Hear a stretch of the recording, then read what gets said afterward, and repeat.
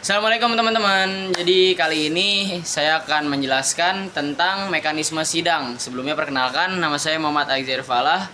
Oke, langsung aja lanjut ya teman-teman. Baik teman-teman, kita mulai dari pendahuluan ya. Di sini ada pengertian sidang.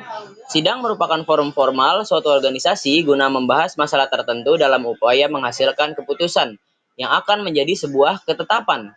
Keputusan dan persidangan ini akan mengikat seluruh elemen organisasi selama belum diadakan perubahan.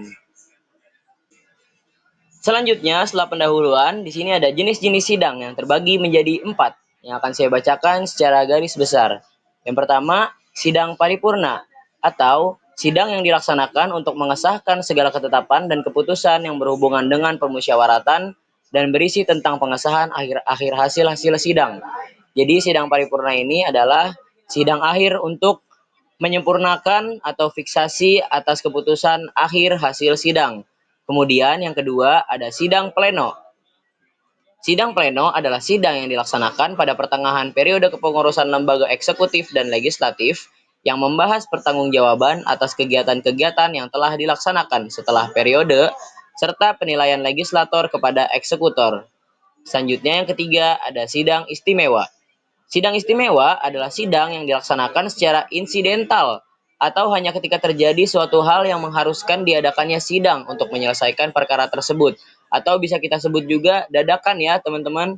Selanjutnya yang terakhir ada sidang umum. Sidang umum adalah sidang yang dilaksanakan di akhir periode kepengurusan lembaga eksekutif dan legislatif untuk membahas pertanggungjawaban atas kegiatan-kegiatan yang dilaksanakan setengah periode serta penilaian legislator kepada eksekutor. Setelah jenis-jenis persidangan, saya akan menjelaskan unsur-unsur yang harus ada dalam sebuah sidang. Yang pertama, ada tata tertib sidang. Kemudian yang kedua, presidium sidang atau pimpinan sidang. Kemudian yang ketiga, waktu dan acara sidang. Kemudian yang keempat, perlengkapan sidang. Yang kelima, peserta sidang. Dan yang terakhir, tempat sidang. Nah, keenam unsur persidangan ini harus tertata rapi dan terkonsep ya teman-teman, supaya sidang berjalan secara efektif dan efisien. Nah, selanjutnya ada sifat persidangan nih teman-teman. Sifat persidangan terbagi menjadi dua. Yang pertama terbuka, kemudian tertutup. Untuk sifat yang terbuka, persidangan dapat dihadiri oleh publik umum. Jadi setiap orang bisa menonton sidang tersebut. Kemudian untuk sidang tertutup, hanya dapat dihadiri oleh peserta sidang dan tamu undangan. Jadi nggak semua orang bisa masuk ya. Baik, selanjutnya ada aturan sidang ya teman-teman. Di dalam aturan sidang ini akan dibagi menjadi dua. Yang pertama ada peserta dan juga presidium sidang atau pimpinan sidang. Peserta dalam proses persidangan dibagi menjadi dua, yaitu peserta penuh dan peserta peninjau. Peserta penuh adalah pengurus atau anggota dalam suatu organisasi. Biasanya pengacara masuk ke dalam peserta penuh. Selanjutnya, peserta peninjau adalah orang-orang yang diundang. Nah, peserta ini memiliki hak ya teman-teman. Yang pertama, hak peserta penuh. Yang kedua, ada hak berbicara, yaitu hak untuk bertanya, mengeluarkan pendapat, atau mengajukan usulan kepada pimpinan sidang. Kemudian yang ketiga, ada hak suara, yaitu hak untuk ikut ambil bagian dalam pengambilan keputusan. Dan terakhir, ada hak memilih dan hak dipilih. Di aturan sidang yang selanjutnya, ada presidium sidang ya teman-teman.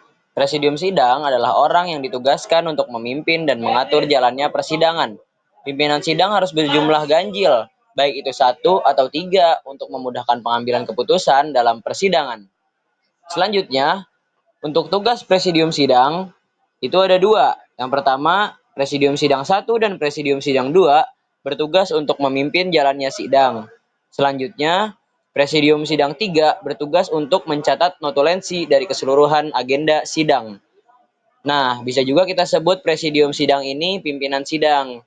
Jadi, dalam setiap sidang harus ada orang yang memimpin sidang tersebut, entah itu satu orang, 3 orang, atau 5 orang. Namun biasanya pemimpin sidang ini ada satu orang saja. Begitu ya, teman-teman.